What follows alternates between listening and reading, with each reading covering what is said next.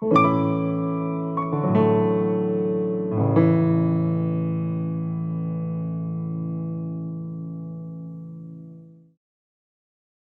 Samuel, capítulo 23.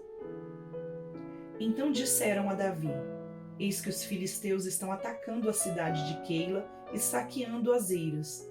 Davi consultou o Senhor, perguntando: Devo ir atacar esses filisteus? O Senhor respondeu a Davi: Vá, ataque os filisteus e livre a cidade de Keila. Porém os homens de Davi lhe disseram: Temos medo aqui em Judá, quanto mais indo a Keila lutar contra as tropas dos filisteus.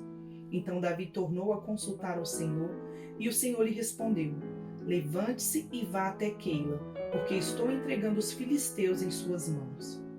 Então Davi e os seus homens foram a Keila, lutaram contra os filisteus e tomaram todo o gado deles, e causaram grande matança entre eles. Assim, Davi salvou os moradores de Keila. Aconteceu que, quando Abiatar, filho de Aimeleque, fugiu para junto de Davi em Keila, levou a estola sacerdotal. Foi anunciado a Saul que Davi tinha ido a Keila. Então Saul disse: Deus o entregou nas minhas mãos. Está cercado, pois entrou numa cidade de portões e ferrolhos. Então Saul mandou chamar todo o povo para a batalha, para que descesse a Keila e cercassem Davi e os seus homens. Quando Davi soube que Saul maquinava o mal contra ele, disse ao sacerdote Abiatar: Traga aqui a estola sacerdotal. Então Davi orou: O Senhor Deus de Israel, teu servo, ouviu que Saul, de fato, procura vir a Keila para destruir a cidade por minha causa. Será que os moradores de Keila me entregarão nas mãos dele? Será que Saul virá mesmo, como teu servo ouviu? Ah, Senhor Deus de Israel, revela isto ao teu servo. E o Senhor lhe disse: Ele virá. Então Davi perguntou: E será que os moradores de Keila me entregarão, juntamente com os meus servos, nas mãos de Saul? O Senhor respondeu: Entregarão. Então Davi e os seus homens, que eram uns 600, saíram de Keila e foram sem rumo certo. Quando foi anunciado a Saul que Davi tinha fugido de Keila, deixou de persegui-lo. Davi permaneceu no deserto, nos lugares seguros, e ficou na região montanhosa, no deserto de Zif. Saul buscava-o todos os dias, porém Deus não o entregou nas suas mãos. Quando Davi percebeu que Saul tinha saído para tirar-lhe a vida, ficou no deserto de Zif, em Horesa.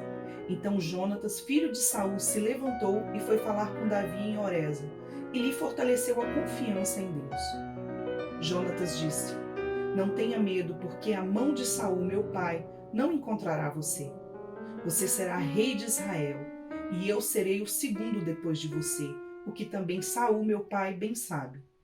E ambos fizeram aliança diante do Senhor. Davi ficou em Horesa e Jonatas voltou para casa.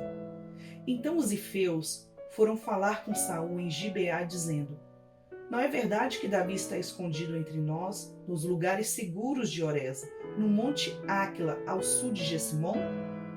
Agora, ó rei, conforme o desejo do seu coração, venha, que a nós nos compete entregar Davi nas mãos do rei. Saul respondeu: Que vocês sejam benditos do Senhor, porque tiveram pena de mim. Vão agora e informem-se ainda melhor. Descubram o lugar que ele frequenta, a quem o viu ali, porque me foi dito que ele é muito astuto. Por isso, prestem bem atenção e informem-se a respeito de todos os esconderijos em que ele se ocultar. Voltem para cá com informações seguras, e então eu irei com vocês. Se ele estiver na região, irei procurá-lo entre todos os milhares de Judá. Então eles se levantaram e se foram a Zif, adiante de Saul. Ora, Davi e os seus homens estavam no deserto de Maom, na planície ao sul de Jessimom. Saul e os seus homens foram ao encalço dele, e isto foi dito a Davi. Por isso, ele foi para a rocha que está no deserto de Maom. Quando Saul soube disso, perseguiu Davi no deserto de Maom. Saul ia de um lado do monte e Davi e os seus homens do outro. Davi se apressou em fugir para escapar de Saul. Porém este e os seus homens cercaram Davi e os seus homens para os prender. Então veio um mensageiro a Saul dizendo: venha depressa, porque os filisteus invadiram a terra. Por isso Saul desistiu de perseguir Davi e foi lutar contra os filisteus. Por esta razão, aquele lugar se chamou Selá Amalecote. Davi partiu daquele lugar e ficou nos lugares seguros de En-Gedi. 1 Samuel, capítulo 24. Quando Saul voltou de perseguir os filisteus, foi-lhe dito: eis que Davi está no deserto de En-Gedi. Então Saul tomou 3.000 homens escolhidos dentre todo o Israel, e foi ao encalço de Davi e dos seus homens, nas encostas das rochas das cabras selvagens. Chegou a uns currais de ovelhas no caminho, onde havia uma caverna. Saul entrou nela para fazer as suas necessidades. Ora, Davi e os seus homens estavam sentados no mais interior da caverna. Então eles disseram a Davi: hoje é o dia do qual o Senhor lhe falou. Eis que entrego o seu inimigo nas suas mãos, e você fará com ele o que bem quiser. Então Davi se levantou e, sem ser notado, cortou a ponta do manto de Saul. Mas depois, Davi ficou com dor no coração por ter cortado a ponta do manto de Saul e disse aos seus homens: o Senhor Deus me livre de fazer tal coisa ao meu senhor. Isto é, que eu estenda a mão contra ele, pois é ungido do Senhor. Com estas palavras, Davi conteve os seus homens e não permitiu que se levantassem contra Saul. Então Saul se levantou, saiu da caverna e seguiu o seu caminho. Depois também Davi se levantou e, saindo da caverna, gritou a Saul, dizendo: ó rei, meu senhor. Quando Saul olhou para trás, Davi se inclinou e lhe fez reverência, com o rosto em terra. E Davi disse a Saul: por que o Senhor dá atenção às palavras dos que dizem que Davi quer fazer-lhe mal? Eis que hoje o meu senhor pôde ver com seus próprios olhos que o Senhor Deus o pôs nas minhas mãos nesta caverna. E alguns disseram que eu deveria matá-lo. Mas eu o poupei, porque disse: não estenderei a mão contra o meu senhor, pois é ungido de Deus. Veja, meu pai, veja aqui a minha mão, a ponta do seu manto. Por eu haver cortado a ponta do seu manto sem matá-lo, reconheça e veja que não há em mim nenhum mal nem rebeldia.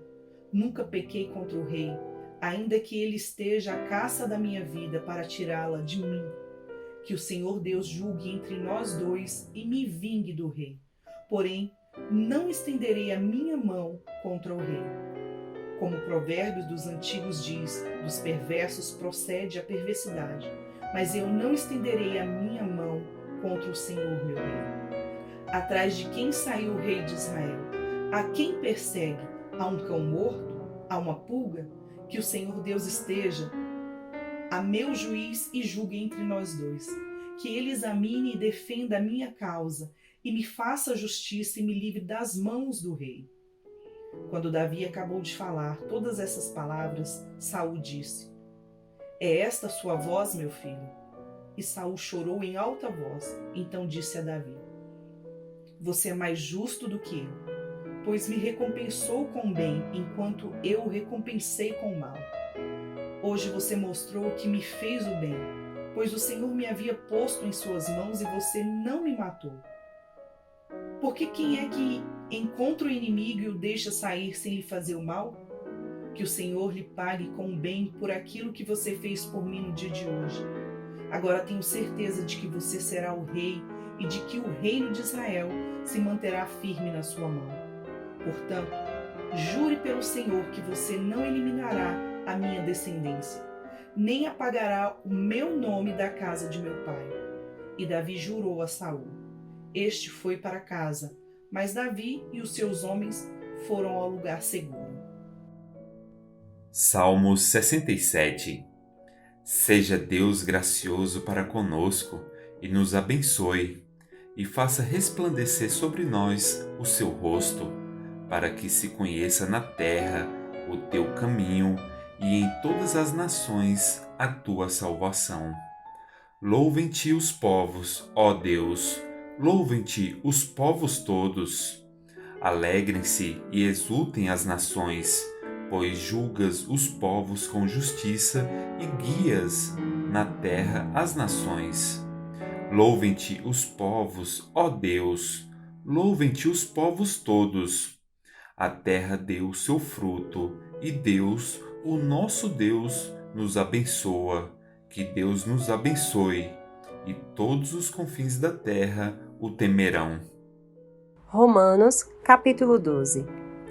Portanto, irmãos, pelas misericórdias de Deus, peço que ofereçam o seu corpo como sacrifício vivo, santo e agradável a Deus.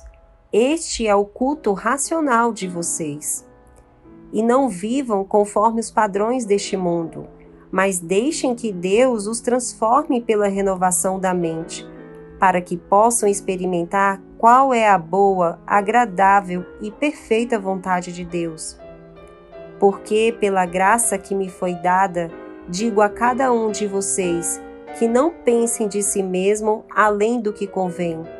Pelo contrário, pensem com moderação, segundo a medida da fé que Deus repartiu a cada um. Porque assim como num só corpo temos muitos membros, mas nem todos os membros têm a mesma função, assim também nós, embora sejamos muitos, somos um só corpo em Cristo e membros uns dos outros. Temos, porém, diferentes dons segundo a graça que nos foi dada. Se é profecia, seja segundo a proporção da fé. Se é mistério, dediquemo-nos ao ministério. O que ensina, dedica-se ao ensino. O que exorta, faça-o com dedicação. O que contribui, com generosidade. O que preside, com zelo. Quem exerce misericórdia, com alegria. O amor seja sem hipocrisia. Odeiem o mal e apeguem-se ao bem. Amem uns aos outros com amor fraternal. Quanto à honra, deem sempre preferência aos outros. Quanto ao zelo, não sejam preguiçosos. Sejam fervorosos de espírito, servindo o Senhor. Alegrem-se na esperança. Sejam pacientes na tribulação e perseverem na oração. Ajudem a suprir as necessidades dos santos. Pratiquem a hospitalidade. Abençoe aqueles que perseguem vocês. Abençoe e não amaldiçoem. Alegrem-se com os que se alegram e choram com os que choram. Tenham o mesmo modo de pensar de uns para com os outros. Em vez de serem orgulhosos, sejam solidários com os humildes. Não sejam sábios aos seus próprios olhos. Não paguem a ninguém mal por mal. Procurem fazer o bem diante de todos. Se possível, no que depender de vocês, vivam em paz com todas as pessoas. Meus amados, não façam justiça com as próprias mãos, mas deem lugar à ira de Deus, pois está escrito: a mim pertence a vingança, eu é que retribuirei, diz o Senhor. Façam o contrário. Se o seu inimigo tiver fome, dê-lhe de comer. Se tiver sede, dê-lhe de beber. Porque fazendo isto, você amontoará brasas vivas sobre a cabeça dele.